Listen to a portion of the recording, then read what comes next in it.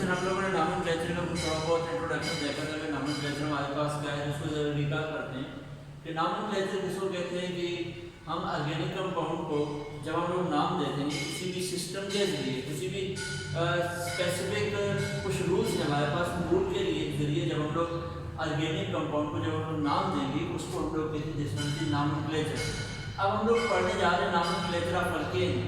Hydrocarbon की जो हमारे पास फर्स्ट सीरीज है अल्केन, उसके नॉमेनक्लेचर को पढ़ने जा रहे हैं। उसमें हम लोगों ने कहा था कि नॉमेनक्लेचर की हमारे पास दो सिस्टम है। एक को हम लोगों ने कहा था कि कॉमन सिस्टम है और दूसरा हमारे पास है आयुर्वेद सिस्टम। अब इसमें पहले हम लोग कॉमन सिस्टम को पढ़ते हैं कि कॉमन सिस्टम क्या है। तो कॉमन सिस्टम हमारे पास बहुत ही आसान है। उसके अंदर सिर्फ और सिर्फ हमारे पास तीन प्रीफिक्सेस है, या जिनको हम लोग कह सकते हैं कि तीन ही रूल है जिनको हम लोग यूज़ करेंगे। अब इसमें पहला रूल है हमारे पास कि use of prefix n. N क्या है? एन यूज़ करते हैं हम लोग नॉर्मल के लिए कि जब हमारे पास कार्बन एटम की जो चेन हो बिल्कुल सीधी सीधी हो, ओपन चेन हो, जिसके साथ किसी भी साइड पर कोई भी ब्रांच ना लगी हुई, बिल्कुल ओपन चेन की फॉर्म में जब होगा उसको हम लोग नाम देंगे एन के लिए। एन की हम लोग प्रीफिक्स यूज करेंगे। अब मैंने यहाँ पर इसको लिखा है, हमारे पास कार्बन एटम कितने, 1 2 3 और 4 कार्बन एटम है। लफ्ज हम लोग ब्यूटेन यूज करेंगे, ब्यूट यूज करेंगे और साथ में ANEST यूज करेंगे। हमारे पास कौन सी सीरीज हम लोग पढ़ रहे हैं? अल्केन पढ़ रहे हैं। अब हो तो गया ये ब्यूटेन, लेकिन कौन सा ब्यूटेन? एन ब्यूटेन, क्योंकि ये हमारे पास ओपन चेन की फॉर्म में मौजूद है। अब इसके सिवा मैं यहाँ पर कोई और लिख दूँ, फॉर एग्जाम्पल अब इसका नाम क्या पड़ेगा? N propane. एन प्रोपेन, क्योंकि ये भी और ये दोनों आपस में मिलते जुलते हैं, लेकिन इसमें हमारे पास 4 कार्बन है, इसके अंदर 3 कार्बन है। 3 कार्बन की वजह से नाम इसका पड़ गया प्रोपेन। और एन इस वजह से क्योंकि ये ओपन चेन की फॉर्म में मौजूद है, नॉर्मल फॉर्म में हमारे पास मौजूद है। और इसी तरह मैंने दूसरे एक और एग्जांपल भी लिखी है, एन पेंटेन। पेंटेन इसलिए कि 5 कार्बन हमारे पास मौजूद है और वो है बिल्कुल ओपन चेन की फॉर्म में, इसलिए हम लोग इसको एन पेंटेन कहेंगे। एन की प्रीफिक्स यहाँ पर यूज की जाएगी। दूसरे नंबर पर आता है हमारे पास यूज ऑफ प्रीफिक्स आइसो, कि आइसो की प्रीफिक्स यूज करेंगे। आइसो की प्रीफिक्स कब यूज करेंगे? जब हमारे पास सेकंड लास्ट कार्बन एटम के ऊपर जो हमारे पास कंटिन्यूअस चेन होगी। फॉर एग्जांपल मैं यहाँ पर इसको लिख रहा हूँ, ये CH3। अब ये CH3 कौन सा है? जिस वजह से मिथाइल ग्रुप। अब ये हमारे पास कंटिन्यूअस चेन है। इसकी जो सेकंड लास्ट कार्बन एटम होगा, अगर उसके ऊपर एक मिथाइल ग्रुप, चाहे कौन सी साइड पर भी हो, इधर लगा दे इधर लगा दे, कौन सी साइड पर भी हो, एक अगर मिथाइल ग्रुप मौजूद होगा उस टाइम हम लोग प्रीफिक्स यूज करेंगे आइसो। अब प्रीफिक्स आइसो की यूज होगी और साथ में 1 2 3 और इस कार्बन एटम को भी हम लोग काउंट करेंगे, 1 2 3 और 4 कार्बन एटम है, इसलिए आइसो ब्यूटेन। आइसो ब्यूटेन इस तरह मैंने यहाँ पर भी लिखा हुआ है आइसोब्यूटेन, इसलिए कि 1 2 3 और 4 कार्बन एटम है। लेकिन ये जो चौथा कार्बन एटम है ये इसके साथ ओपन कंटिन्यूअस फॉर्म में नहीं है, बल्कि इसके साथ एज ए सब्स्टिट्यूट या ब्रांच के फॉर्म में यहाँ पर लगा हुआ है।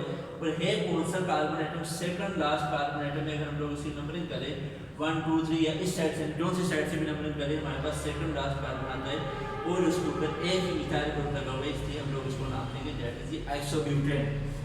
इसी तरह जो तीसरा रूल है हमारे पास प्रीफिक्स नियो, ये नियो प्रीफिक्स का हम लोग यूज करेंगे। अब नियो प्रीफिक्स का यूज करेंगे जब हमारे पास ओपन चेन की जो कंटिन्यूअस चेन होगी उसका जो सेकंड लास्ट कार्बन एटम होगा उसके ऊपर दोनों साइडों के ऊपर हमारे पास 2 मिथाइल ग्रुप अगर लगे हुए सेकंड लास्ट। ये बात याद रखनी, कार्बन एटम को होना चाहिए सेकंड लास्ट। देखिए फॉर एग्जांपल मैं यहाँ पर लिखूँ CH और एक CH3 में यहाँ पर शो कर रहा हूँ CH3। अब ये सेकंड लास्ट है, मैं अगर नंबरिंग यहाँ से स्टार्ट करूँ, ये सेकंड लास्ट आ रहा है।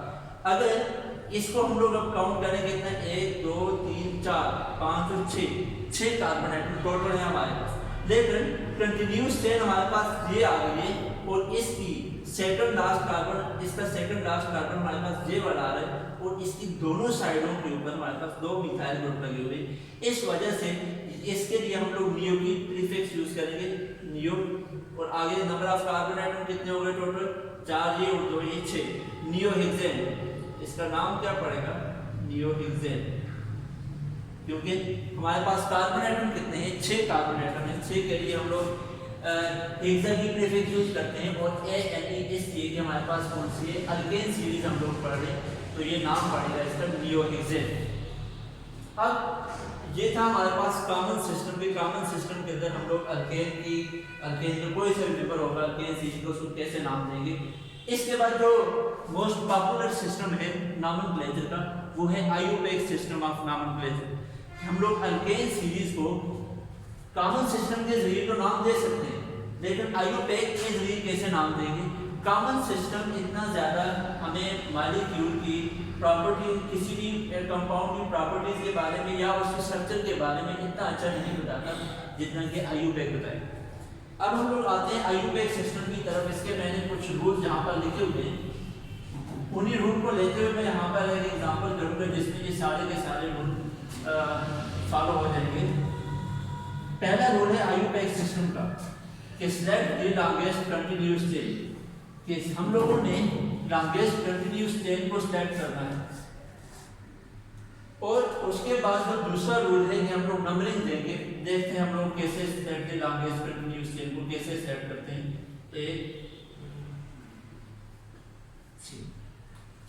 अब देखें, एक हमारे पास, मैं यहाँ पर कोई और भी सब्स्टिट्यूट लगा दूँ तो मैं एक बात दूँ। अब देखिए यहाँ पर हमारे पास कितनी पॉसिबिलिटी बन रही है कि कौन सी चेन को हम लोग सिलेक्ट करें। एक पॉसिबिलिटी तो ये है कि हम लोग इस कार्बन चेन को सिलेक्ट करें। अब इसके अंदर कितने 3 और 3 6 हमें कार्बन एटम नजर आ रहा है। एक पॉसिबिलिटी हमारे पास ये है कि हम लोग इस कार्बन चेन को सिलेक्ट करें। इसके अंदर कितने हमें कार्बन एटम नजर आ रहे हैं, 4 और 1 5 नजर आ रहे हैं। एक और पॉसिबिलिटी हमारे पास वही कि कार्बन की चेन को हम लोग ड्रू सेट करें। 3 पॉसिबिलिटीज इसके अंदर कितने हमारे पास 4 कार्बन, लेकिन हम लोगों ने वो वाली चेन सेट करनी है कि जिसके अंदर ज्यादा से ज्यादा कार्बन है, जो लंबी कार्बन की चेन। तो लंबी कार्बन की चेन कौन सी थी, वो वाली जो हम लोगों ने यू वाली, ये वाली जो हम लोगों ने सेट की थी। अब अगर हम लोग इसी कार्बन एटम की चेन को सेट करते हैं, मैं यहाँ पर इसी को दोबारा जरा देख देता हूँ, 1 2 3 4 6 और इस कार्बन के साथ हम लोगों ने सब्स्टिट्यूट लगाया हो CH3 की निकाला। अब दूसरे हमारे पास जो दूसरा रूल है वो है नंबरिंग का, कि नंबरिंग करनी है इस चेन को, इस चेन के कार्बन एटम को हम लोगों ने नंबर देना है। वो नंबर कैसे देना है, अब देखिए नंबर की हमारे पास यहाँ पर 2 पॉसिबिलिटी हैं। अगर नंबर हम लोग यहाँ से दें 1 2 3 4 5 6, ये वाली नंबरिंग भी हो सकती है, लेकिन अगर इस वाली नंबरिंग को हम लोग यूज करते हैं तो ये जो जिस कार्बन एटम के साथ सब्स्टिट्यूट लगा हुआ है, ये कौन सा नंबर लेता है, चौथा नंबर लेता है। इसका नंबर 4 आ गया हमारे पास। लेकिन अगर हम लोग इस साइड से नंबरिंग करें, दूसरी साइड से, फिर देखते हैं क्या आता है 1 2 3 4 5 6। अब इस साइड से नंबरिंग किए तो हमारे पास नंबर 3 आ रहा है उस कार्बन के साथ जिसके साथ हमारे पास कोई से भी सब्स्टिट्यूट या कोई ब्रांच नहीं। तो याद रखो नंबरिंग उस साइड से करोगे जिस साइड से जिस कार्बन एटम के साथ सब्स्टिट्यूट लगा हो, कोई सी भी ब्रांच लगी हो, उसको कम से कम नंबर मिले, उसको हमारे पास कम से कम नंबर मिले, उस साइड से हम लोग नंबरिंग करें। अब नंबरिंग इसकी इस साइड से करेंगे हम लोग 1 2 3 4 5 6। पहला था select the longest continuous chain, chain को सेलेक्ट किए, चेन हम लोगों ने ये वाली सेलेक्ट की, ये वाली चेन सेलेक्ट की। दूसरा था नंबरिंग दो, नंबरिंग कैसे करेंगे, उस साइड से नंबरिंग करेंगे जिस साइड से जिस कार्बन एटम के साथ सब्स्टिट्यूट लगा हो, कोई सी भी ब्रांच लगी हुई हो, उसको कम से कम नंबर मिले। इस साइड से भी कर सकते थे, 4 नंबर मिल रहा था, उस साइड से नहीं करेंगे, ये वाली नंबरिंग नहीं करेंगे, बल्कि ये वाली नंबरिंग करेंगे कि जिस साइड से कार्बन एटम को कम से कम नंबर मिले। अब तीसरा इसके अंदर जो रूल लिखा हुआ है मैंने कि name the chain along with the substitute. अब हम लोगों ने इस चेन को नाम देना है इस सब्स्टिट्यूट के साथ, और साथ में इस सब्स्टिट्यूट की पोजीशन को भी बताना है कि ये कौन सी पोजीशन के ऊपर लगा हुआ है, तो इसको नाम देंगे। अब देखिए कार्बन एटम की कौन सी पोजीशन है कि जिसके साथ ये वाला सब्स्टिट्यूट लगे, तो पोजीशन है हमारे पास 3 पोजीशन। एक 3 के ऊपर लगा क्या हुआ है हमारे पास 3 मिथाइल अब कार्बन एटम कितने हैं? 1 2 3 4 5 6, तो 3 मिथाइल हेक्सेन। देखो अगर यहाँ पर ये सब्स्टिट्यूट ना लगाओ तो नाम क्या पड़ता है? हेक्सेन पड़ता है, एन हेक्सेन या हेक्सेन।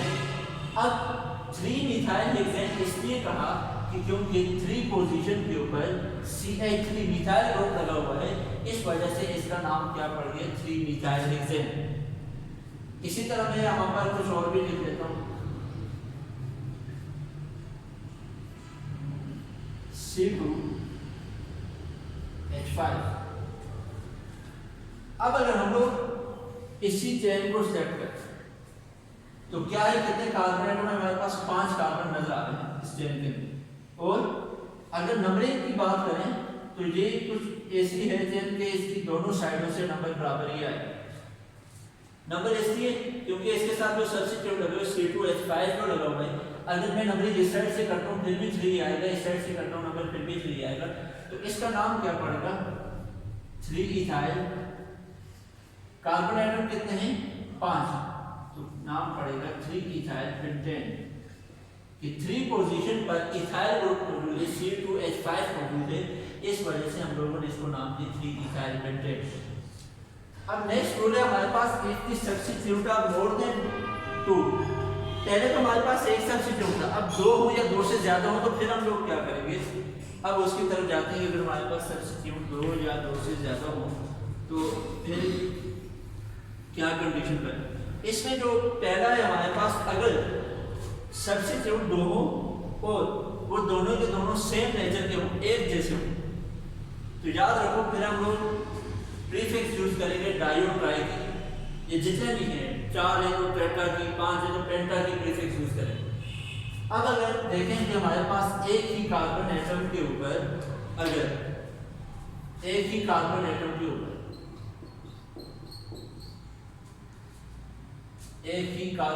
के ऊपर मैं दो एक जैसे मिथाइल ग्रुप लगा दूंगा।